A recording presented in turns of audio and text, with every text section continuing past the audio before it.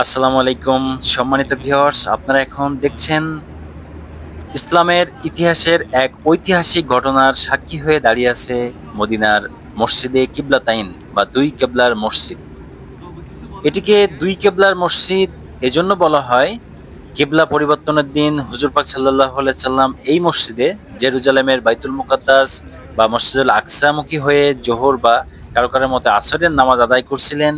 দুই রাকাত নামাজ শেষ করছেন, ঠিক এমন সময় আল্লাহ পাকের পক্ষ থেকে হযরত জিবরাইল আলাইহিস সালামের মাধ্যমে হুজুর পাক সাল্লাল্লাহু আলাইহি সাল্লামের প্রতি নির্দেশ আসে কিবলা পরিবর্তন করে মক্কার পবিত্র কাবামুখী হয়ে নামাজ আদায়ের। এই নির্দেশনা পাওয়ার সঙ্গে সঙ্গে হুজুর পাক সাল্লাল্লাহু আলাইহি সাল্লাম নামাজের মধ্যেই কিবলা পরিবর্তন করেন।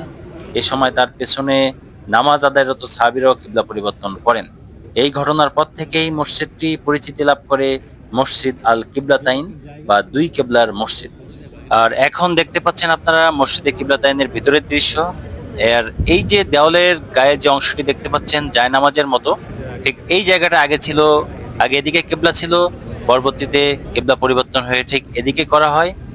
এই যে এটা পবিত্র কাবার দিকে, এবং দেখেন কত চমৎকার নকশা এবং মানুষের সমাগম এখানে। তো সবাই আজ এ পর্যন্তই, সবাই ভালো থাকবেন, সুস্থ থাকবেন।